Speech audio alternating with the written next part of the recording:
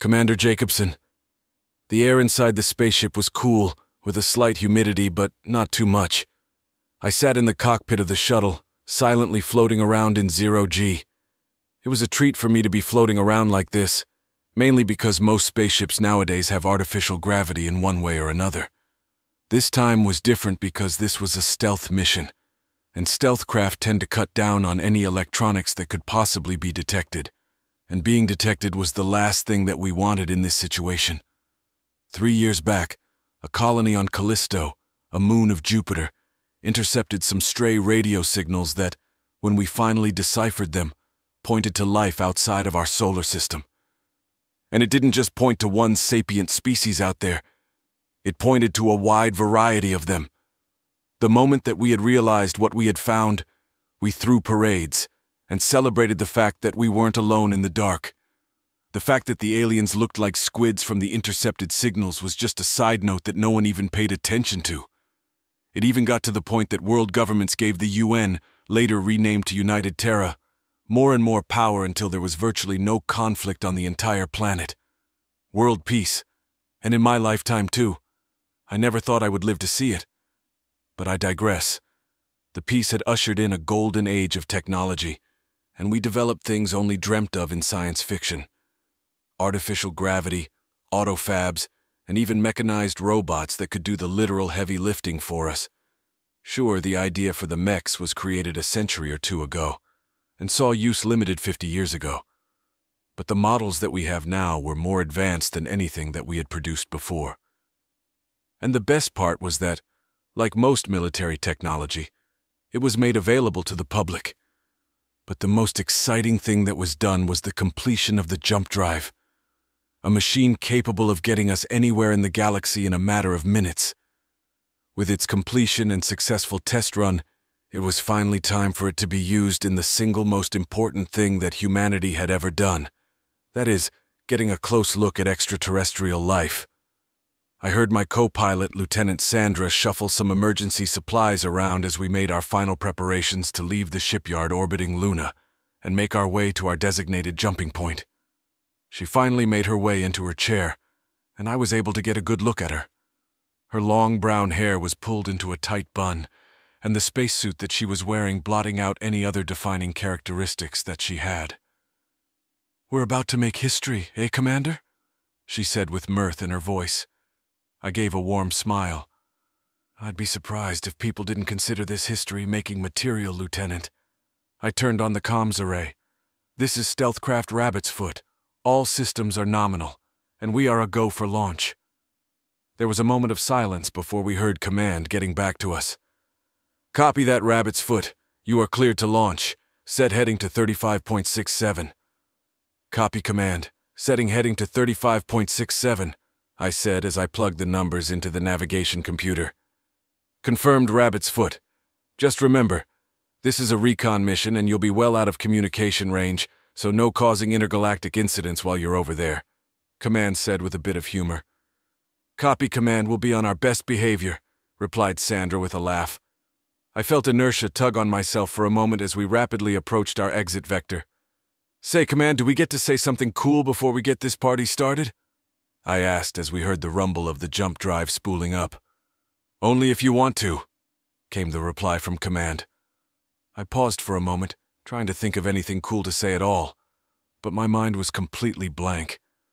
I started to sweat at the possibility of not saying something when inspiration finally hit me. It has been said that one small step for man is a giant leap for mankind. I am more than confident that humanity can leap far enough to keep up with the massive step that we are taking today.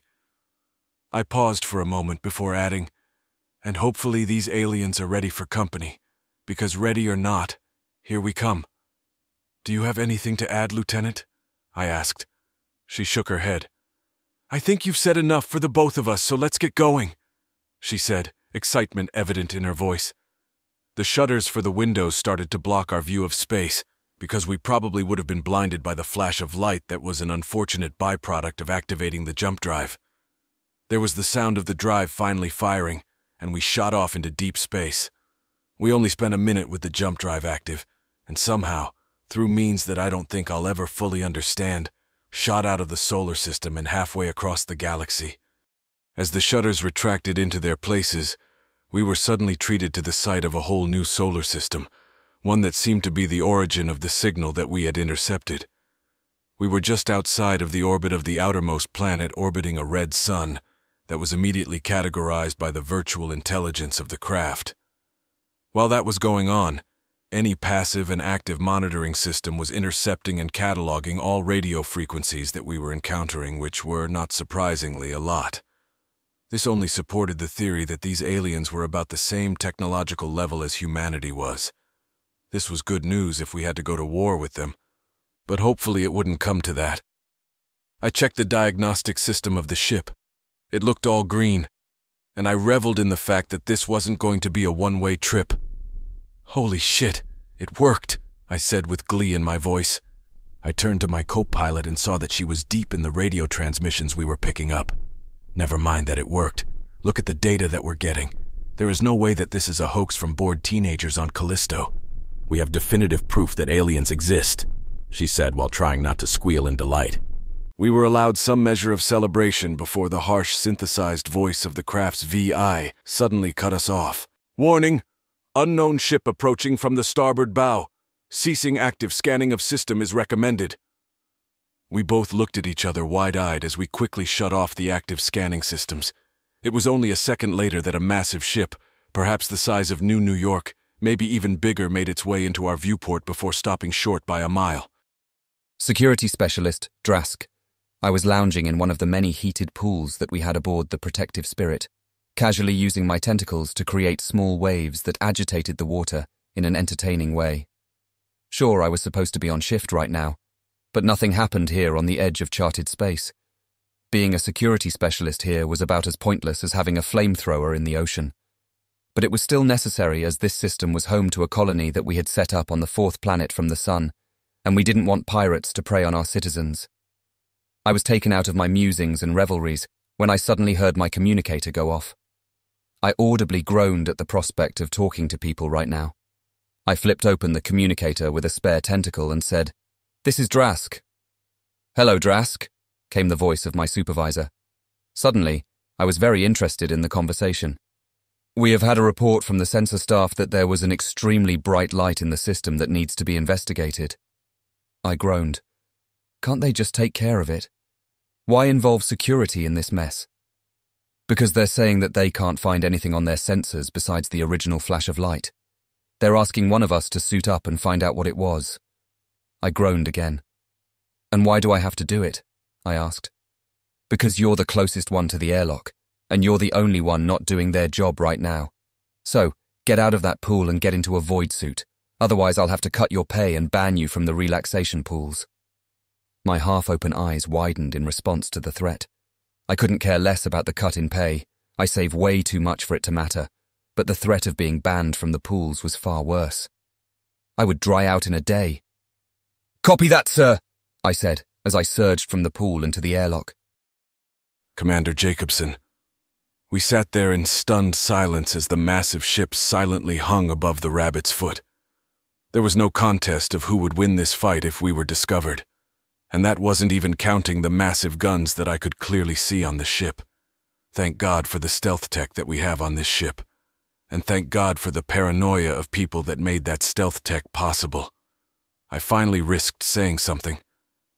"Do you think they've spotted us?" I asked my co-pilot. She shook her head. "If they had spotted us, I think we would have been targeted by at least one of the weapon systems of that ship, not to mention a possible hail that we would be receiving." I nodded. "You're probably right. Let's just hang around for a couple more minutes and observe their communications before we get the hell out of here." So there we sat, silently watching the computer systems parse through the data that we were intercepting. It wasn't long before we saw a hatch open on the belly of the ship, and out came a massive thing with 10 appendages. The overall mass dwarfed even our craft. We watched in horror as it slowly made its way over to our position. "What the hell is that thing?" I asked no one in particular. "It may be a drone or ship of some kind, but if it is, then why is it shaped like that?" "Surely there are better and more efficient designs for those things," Sandra said. I was going to open my mouth to say something when suddenly the VI said, "Detecting radio frequencies from unknown contact. Translating, please stand by. Translation available. Proceed?" "Proceed," I said, trying to keep the tremble out of my voice. Suddenly, a voice that neither one of us thought was human boomed in the cockpit. The translation software, for one reason or another, gave it a male-sounding voice. "Damn command making me go out on a spacewalk looking for some stupid flash of light. I have more important things to do." A second voice came out of the speakers. "Cut the non-essential chatter, Drask. Otherwise I'll have to go through on that threat to dock your pay." My eyes widened in horror as I started to put two and two together and grabbed my tablet.